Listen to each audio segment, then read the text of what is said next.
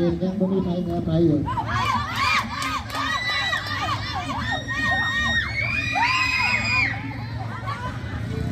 ลากไปหลอกล่อเว้ยเด็ดมันเคยเพ่งกินกันมันเคยเพ่ง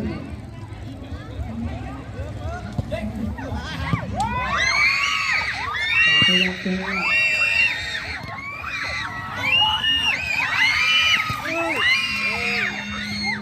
จะปิดประตูได้หรือเปล่าจะปิดประตูได้หรือเปล่า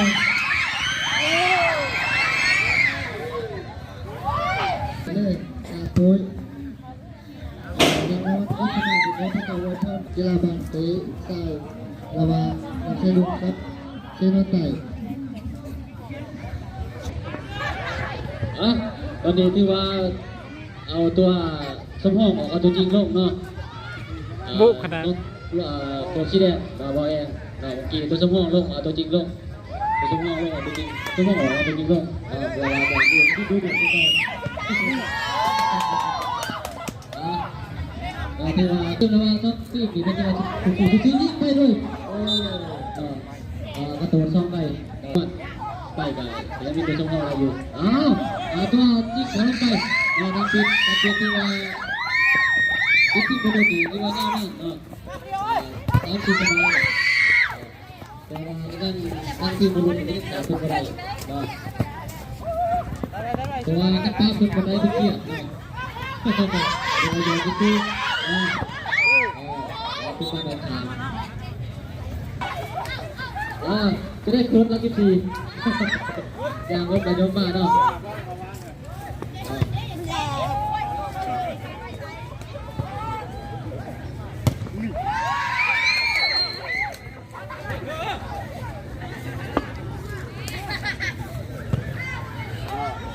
ตอนนี้โอ้ยดูสิจะมาลุกมาลายตอนนี้เซนโนดิซอนกับเบอร์14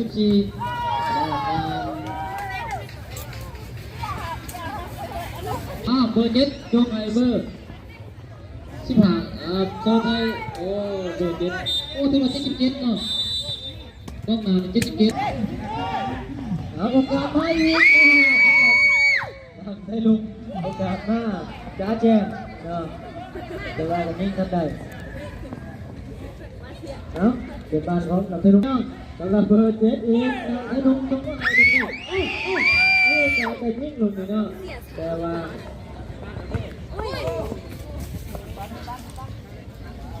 ทุกบ้านผมทีมเนี่ยแต่ว่าเป็นผู้ทำงานของเทลุงเทลุงตัวนั้นเทลุงตรงนี้โอกาสมันจะ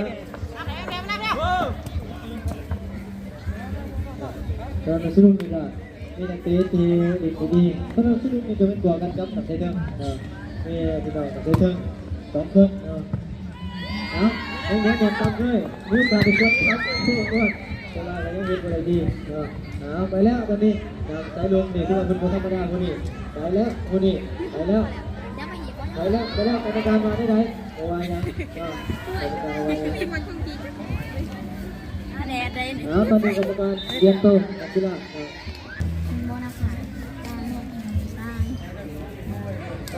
นักเตะตอนนี้อยากได้ประตูสำหรับนักเตะมาจากไหนนักเตะเบอร์7นี่ก็ได้โอ้ยไม่มีได้ตีกว่าหรือตีมาจากไหนแล้วตอนนี้นักเตะประตูเราทำแต่ว่ายังไม่ทันได้ครบข้อมาต่อมือหัวการตัวให้ได้ครบข้อที่เดี๋ยวก็ต้องเตะก็ได้เบอร์8อันนี้ครับทุกคนเอาครับเดี๋ยวดูก่อนแล้วก็ดูเราที่เนี่ยกับทุกทีเนาะพยายามนะท่านพี่พายยิ่งเลยประตูนี่มีแต่ซูซีเดี๋ยวเอาทุกคนยิ่งมุกมาเนี่ยท่านใดเนาะแต่เตะดีเด็ดเด้เนี่ยเป็นง่ายร้ายเนาะเฮ้ยแล้วไปเตะไ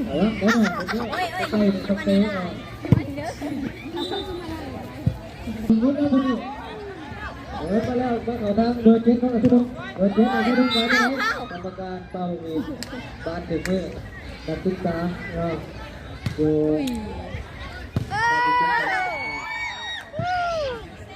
เป็นนักเตะที่หนึ่งในการทีมได้ลุ้นชุดใหญ่ เวลาที่จะมาเป็นที่การเข้าทีมเอาแต่ที่นุ่มตีก็จะเอาประตูเอาดังที่นุ่มมาจากไหนมาจากไหนโอ้ยจะโหอย่างนี้เจ๊เนี่ยเบอร์สามขอมาเวลาจะต้องไปทานประมาณคนสองคนคนคนเอามีการซัดเกมออกมาเอาก็ทั้งกันให้ลุงใช้ลุง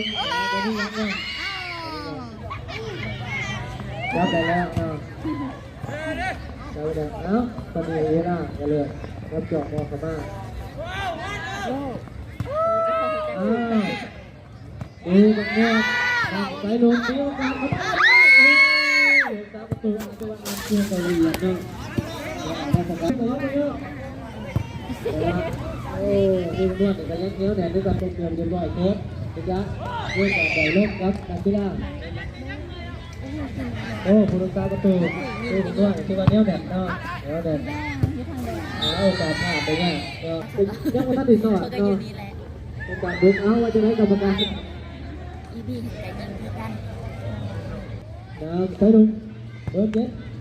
จะหายไปแล้วเนาะโอเคเดี๋ยวจะลุงไปอย่างนั้นเนาะ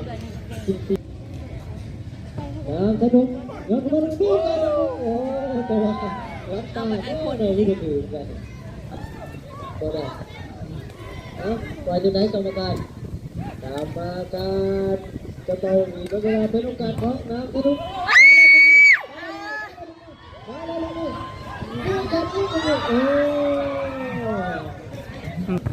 สังคุมเลย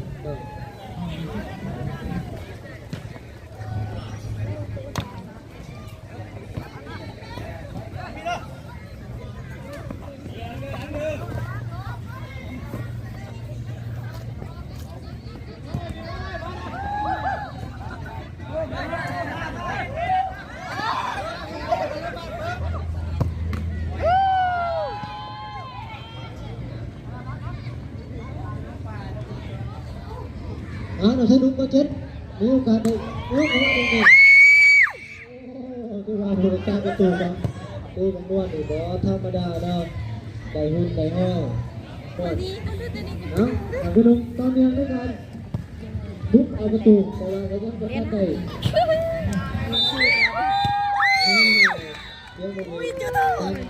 เสียงยาวๆ